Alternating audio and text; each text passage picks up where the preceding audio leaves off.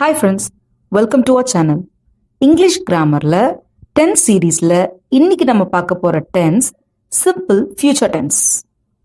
அதாவது இன்னும் வரப்போகும் நிகழ்வுகளை பத்தி சொல்லக்கூடியதுதான் simple future tense. எக்ஸாம்பிள்ஸோட பார்ப்போமா? simple future tenseனா என்ன? இன்னும் நடக்காத ஆனால் நடக்க போகும் செயல்களை சொல்ல பயன்படுத்தப்படும் tense தான் simple future tense. Examples: I will go to school tomorrow. நான் நாளை பள்ளிக்கு போவேன். She will call you later. அவள் உன்னை பிறகு அழைப்பாள். அதாவது ஆக்ஷன் இனியும் ஆரம்பிக்கல, ஆனா வரப்போகுது. அதுக்கெல்லாம் நம்ம சிம்பிள் ஃபியூச்சர் டென்ஸை யூஸ் பண்ணணும்.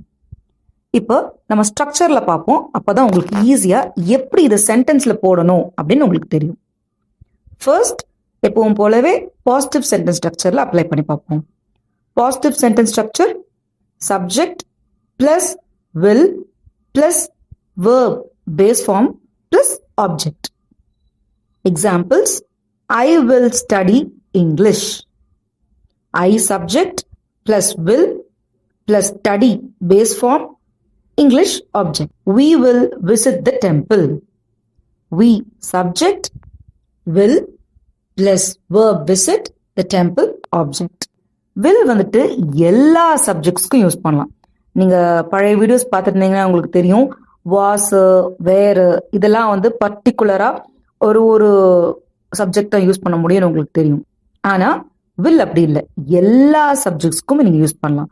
ஐ, you, he, she, it, we, they இப்படி எல்லா சப்ஜெக்ட்ஸ்க்குமே நீங்க will யூஸ் பண்ணிக்கலாம். மாடர்ன் இங்கிலீஷ்ல ஷால் கூட சில சமயம் ஐ அண்ட் விக்கு பயன்படுத்துவாங்க. ஆனா நார்மல் ஸ்பீச்ல வில்லே போதுமானது. ஓகேங்களா? நீங்க நிறைய பேர் ஷால் பயன்படுத்தி நீங்க பார்த்திருப்பீங்க. ஆனா வில்லே போதுமானது தான். Second, negative sentence structure. இதுல எப்படி இருக்கும்?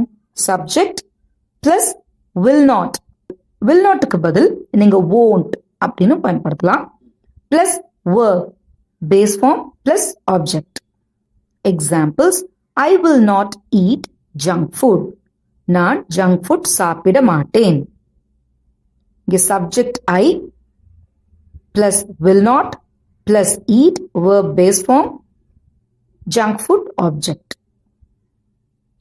He will not come tomorrow. அவன் நாளை வரமாட்டான்.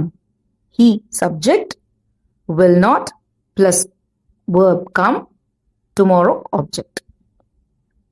ஸோ இங்க ஐக்கு, ஹீக்கு, தேக்கு எல்லாத்துக்குமே நீங்க வில் தான் யூஸ் பண்ணிக்கலாம். இதை சுருக்கமா சொல்லணும்னா ஐ won't eat, he won't come. இந்த will not பதில் won't அப்படின்னு பயன்படுத்திக்கலாம். தேர்ட், கொஸ்டின் ஃபார்ம்ல எப்படி வருதுன்னு பார்ப்போம். அதோட structure will plus subject plus verb base form plus object. Examples: will you come tomorrow? நீ நாளை வருவாயா? ஏன்னா ஃபர்ஸ்ட் வில் வந்துரும், will subject you base form come tomorrow object. will she help you? அவள் உனக்கு உதவுவாளா?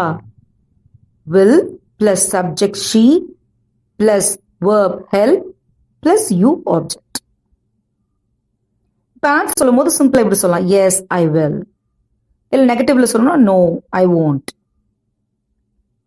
S she will, no she won't. அந்த மாதிரி சிம்பிளா சொல்லிக்கலாம்.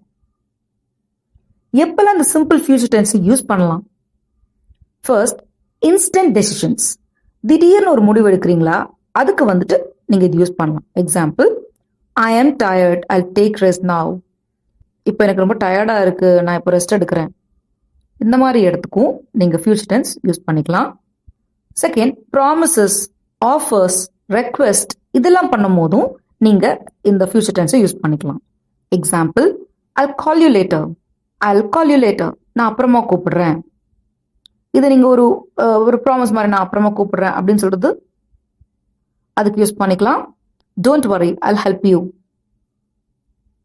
நீங்க ஆஃபர் பண்றீங்க, ஒரு ஹெல்ப் ஆஃபர் பண்றீங்க, ஓகேங்களா? Don't worry, I'll help you.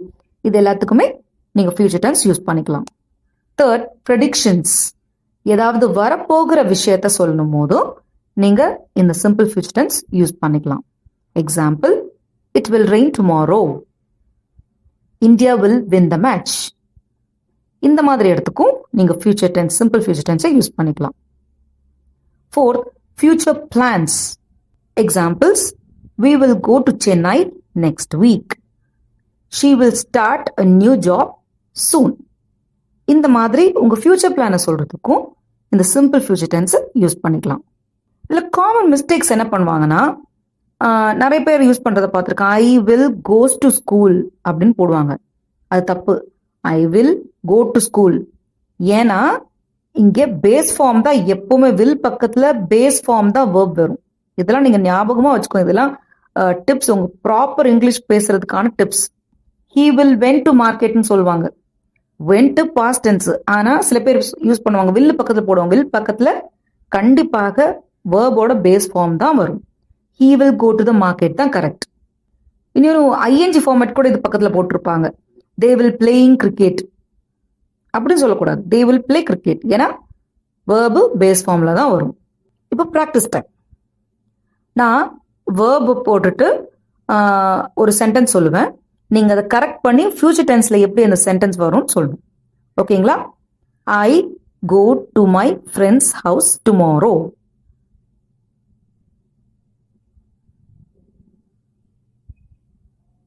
I will go to my friend's house tomorrow. Second, she not call me today. She will not call me today. இது நெகட்டிவ் சென்டென்ஸ் ஸ்ட்ரக்சர். ஸோ இது நீங்க practice பண்ணாதான் உங்களுக்கு இந்த tense எல்லாம் ஈஸியாகவே உங்களுக்கு புரியும். ஸோ ஃப்ரெண்ட்ஸ், இதுதான் சிம்பிள் ஃபியூச்சர் டென்ஸ். வரப்போகிற விஷயங்களை சொல்ல இது யூஸ் பண்ணணும். உங்களுக்கு ஈஸியாக புரிஞ்சிருக்கும்னு நம்புகிறேன். இந்த வீடியோ பிடிச்சிருந்தா லைக் பண்ணுங்க, சப்ஸ்கிரைப் பண்ணுங்க, உங்கள் ஃப்ரெண்ட்ஸ்க்கு ஷேர் பண்ணுங்க. கிராமர் வீடியோஸில் இனியும் மீட் பண்ணலாம். Bye friends.